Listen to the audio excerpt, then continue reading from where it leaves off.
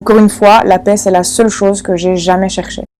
Bon, Aline est passée aux aveux. Bon, bah, j'ai plus rien à rajouter. Salut Haya, à la prochaine. Bisous. Bien sûr que non, bien sûr que non. Il n'est pas allé en tôle juste pour cyberharcèlement. Ah, le harcèlement, c'est une arnaque. C'est une douille. Une douille pour nous faire fermer nos gueules, pour faire un échec et mat, pour dire j'ai gagné, ferme-la. C'est totalement fallacieux. Et je vais le prouver, t'inquiète pas, je vais le prouver en trois mouvements. Bon, ça risque d'être assez long, mais très, très intéressant. Donc installe-toi, mon Haya, ça va bien se passer. Dans un premier temps, je vais dire ce que représentait Marvel, d'accord? Et sur ce quoi il est tombé. Je vais m'attarder sur ce qu'est le féminisme et pour moi le néo-féminisme. Ensuite, sur la deuxième raison principale pour laquelle il est tombé. Et ça, c'est une raison beaucoup plus complexe que personne n'a mentionné jusqu'à présent. Et enfin, en dernier lieu, je vais m'attarder sur le procès stricto sensu, sur les hommes d'ombre et je vais éclairer tout ça. Donc vas-y, installe-toi, c'est parti. Et comme l'a appris toujours le grand Manitou, regarde au-delà de ce que tu vois. Au-delà de ce que je vois.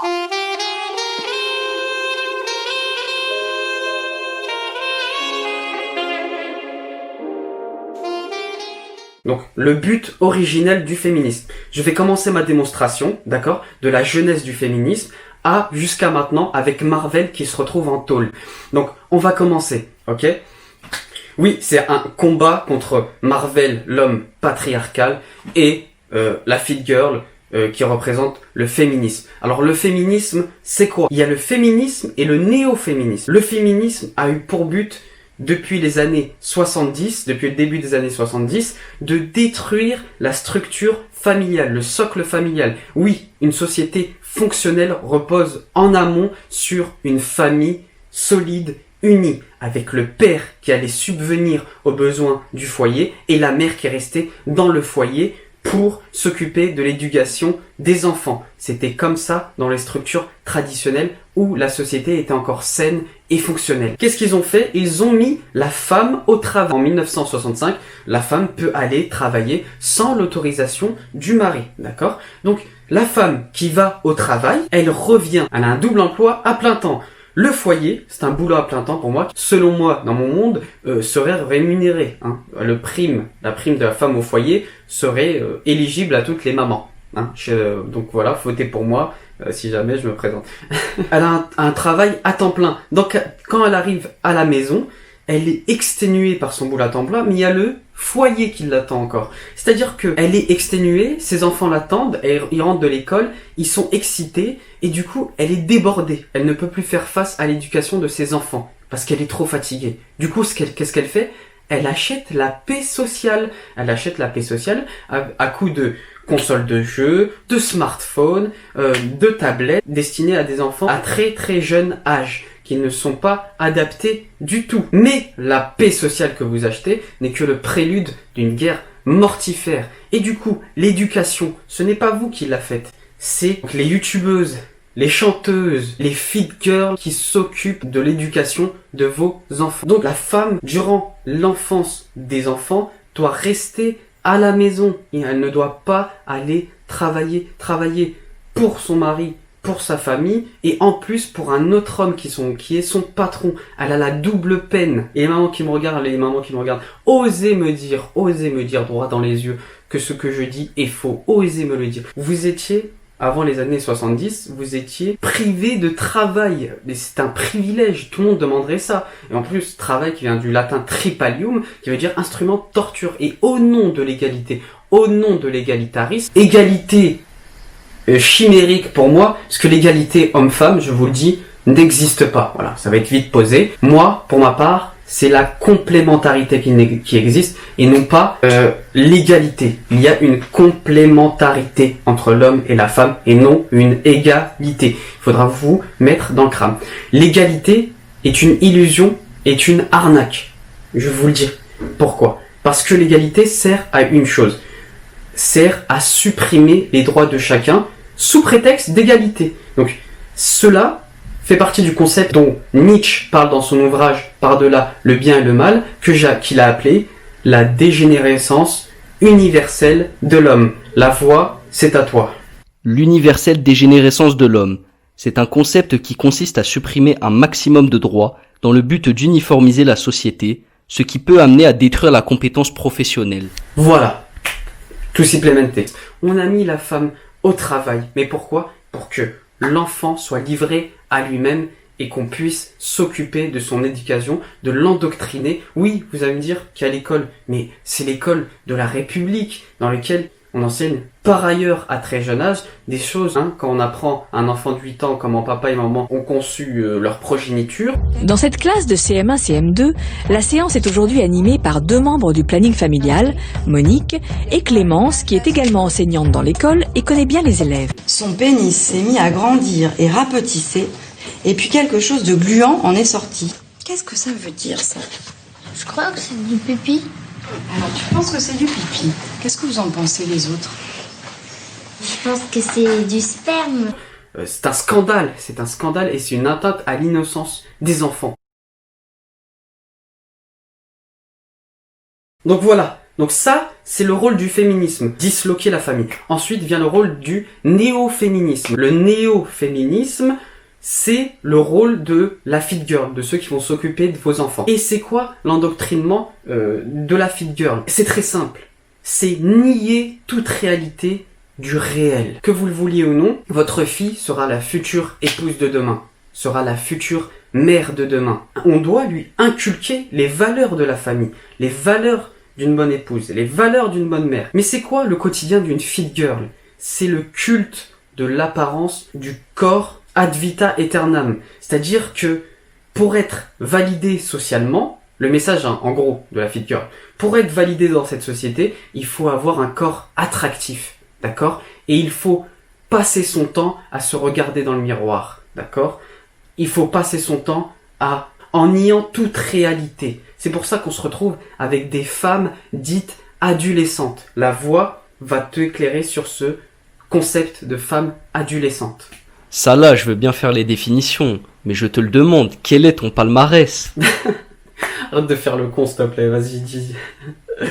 Donc, la femme adolescente, selon Salah, c'est l'attitude d'une femme qui est dans la négation des réalités de la vie réelle au profit d'une vie dite virtuelle. Merci la voix, c'est exactement ça, d'accord? Donc, voilà. Donc, la fille, elle se dit pas, oui, dans cette société, il ne faut pas que je sois une bonne mère, une bonne épouse. Les hommes sont nos ennemis. Il faut juste que je sois validé socialement par mon corps, par le culte du corps. Et voilà. Donc, cet objectif du corps, du culte parfait, mène à des dérives incroyables de chirurgie esthétique. Quand on sait que le culte du corps vaut 3 milliards d'euros par an, eh bien, si un grand Renoir arrive par là et dénonce, eh bien, on va vite se débarrasser de lui, hein. Illico presto, d'accord? Il y a un paradoxe incroyable sur le féminisme. Comment on peut promouvoir l'émancipation de la femme en la réduisant à un objet de désir, un objet dont la valeur intrinsèque se résume à l'attractivité de son corps. Ne vous étonnez pas de la très courte longévité des mariages actuels, que Dieu m'en préserve, amis. On se retrouve plus avec des couples adultes, avec des vrais hommes, des vraies femmes, on se retrouve avec des couples, pas adultes, mais adolescents. On rajoute à ça, à l'infantilisation du couple. La notion de couple n'est plus sacralisée, mais infantilisée. D'accord? Dans les textes de chanteuses, c'est ça. Le clash qu'il y a eu dernièrement entre Chuchu, Fitcat et Thibaut, c'est un parfait exemple. Ils me l'ont donné, c'est du pain béni pour moi. C'est l'infantilisation du couple et, in fine, la désacralisation du mariage, d'accord? Et in fine, la fin de la famille traditionnelle dans laquelle il est indispensable qu'une société puisse fonctionner. On veut aseptiser, castrer, émasculer, le terme scientifique, émasculer, c'est-à-dire ce qui caractérise l'homme en tant qu'homme, on veut l'aseptiser, l'annihiler, le supprimer même. On va revenir sur ma démonstration du féminisme quand on les a mis au travail. Il y avait le secteur primaire, le secteur secondaire exigeait une certaine qualification, un certain savoir-faire qui va de l'agriculteur à l'ingénieur aéronautique, etc., etc. Ils vont dire, bon, on les met où là les femmes? On va les mettre où? On a créé le secteur tertiaire. C'est un emploi qui n'exige pas une grande qualification, que tout le monde à peu près peut faire, et voilà, on remarque qu'il y a environ 85% du secteur tertiaire envahi par les femmes. Donc on les a mis dans le secteur tertiaire, voilà. Également le fait de dire que les femmes et les hommes dans un poste égal sont payés 20% moins cher. Mais ils omettent toujours de dire, et à dessein, que une femme sur 3 travaille à temps partiel. Donc c'est normal qu'elle touche moins qu'un homme qui travaille à temps plein. Sauf que ce secteur tertiaire a une particularité qui n'est pas moindre. C'est-à-dire qu'en fait, ce secteur-là, c'est des métiers qui sont au contact permanent de la population. C'est-à-dire que quand l'homme est à la maison, il est avec sa mère, il est au foyer. Quand il doit sortir à l'extérieur, c'est un peu comme le danger, d'accord ? C'est ce qui va le faire mûrir. Donc il doit être confronté à d'autres hommes. Mais là, non. Il est confronté à d'autres femmes. Il va à Carrefour, les caissières, il y a que des femmes. Il va à la mairie, il y a que des femmes. Il va à la poste, retirer de l'argent, il y a que des femmes. Il va à l'école, il n'y a que des femmes qui l'enseignent. Du coup, ça le castre, ça l'émascule. Oui, en tout cas, c'est pour ma part. Moi, je vous dis pour ma part. Moi, ça me fout la haine. Voilà, ça me fout la haine. Je vais pas aller par 4 chemins. Ça me fout la haine. Je sais pas, vous réfléchissez sur ce sujet. Pourquoi que quand on sort, on est confronté à des femmes, parce que c'est le secteur tertiaire. Et c'est pour nous aseptiser. Ensuite de ça, on est culpabilisé constamment. Avec des campagnes qui sont fallacieuses.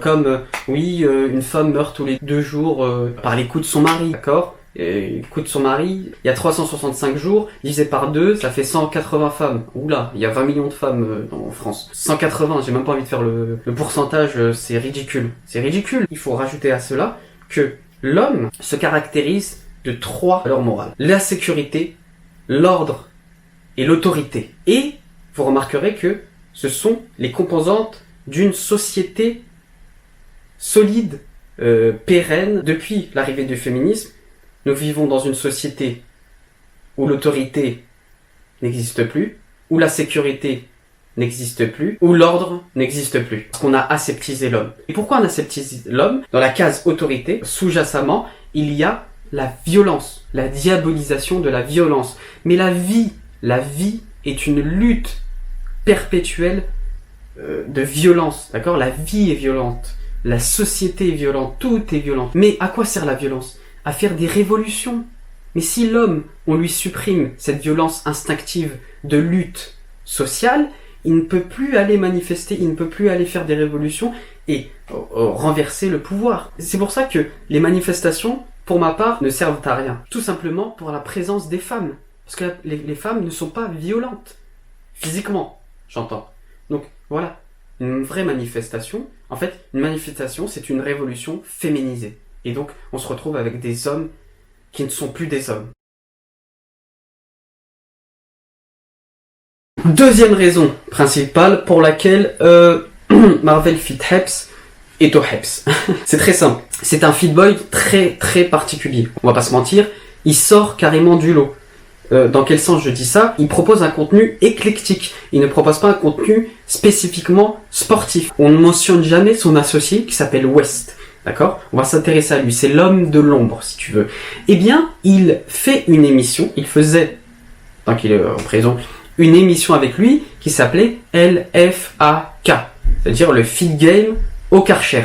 Dans lequel il s'attarde sur des sujets complexes et profonds et dans lesquels travail d'éveil de conscience de la population qui la regarde, c'est-à-dire une population jeune, qui n'est non avertie, qui n'est pas destinée à recevoir ce contenu. Et ça, c'est inédit. Ça, c'est vraiment inédit. Et on se retrouve avec des thèses qui pourraient, selon le gouvernement bien sûr, conspirationnistes. La jeunesse n'est pas faite pour être éveillée consciemment, mais plutôt enfoncée dans la médiocrité perpétuelle. Du coup, ce travail qu'il faisait est un travail très dangereux au vu du pouvoir, parce que il éveillait consciemment, notamment le coronavirus, sur le sujet du coronavirus, le lobby LGBT, le visage du rap, il en a fait plein.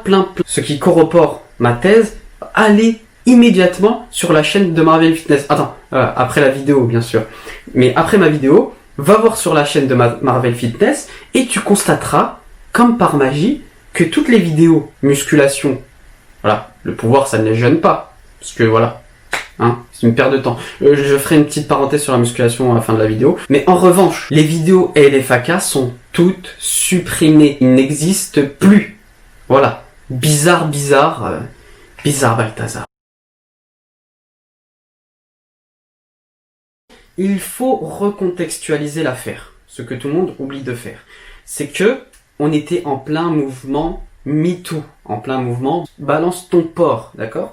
Donc, Aline Dessine en a profité de ce mouvement pour décrédibiliser Marvel. Petite précision, il faut savoir que l'initiatrice, la créatrice du mouvement balance ton porc, eh bien, a été condamnée. Et son présumé agresseur a été relaxé, blanchi. Elle a été condamnée à 15 000 € d'amende, je crois, et 2 ans de prison avec sursis. Si ma mémoire est bonne, je te mettrai l'article. Mais voilà. Mais l'homme, il a été relaxé. Mais socialement, il est mort. Personne ne l'appelle. Son business est mort. Ok? Il est en PLS, le gars. On parle de cyberharcèlement. Il faut savoir que quand on est dans ce métier, être injurié quotidiennement, c'est normal. D'accord? C'est normal. Ça fait partie du jeu. D'ailleurs, avant le clash, elle s'en vante. Enfin, elle s'en vante. Elle en parle, je vous mets l'extrait. Tu fais pitié, sale chiennasse dopée à la poudre de protéines en poudre, tricheuse de merde, espèce de moche avec tes bras, on dirait mon daron. Bonjour à tous, je me présente pour ceux qui me connaîtraient pas déjà. Sale chiennasse dopée à la poudre de protéines en poudre, tricheuse de merde, espèce de moche avec mes bras, on dirait... Voilà, elle n'a pas l'air d'être si impactée que ça. Donc, ce qui m'étonne le plus, c'est que Aline Dessine n'a été inquiétée nullement sur les innombrables délits qu'elle a commis.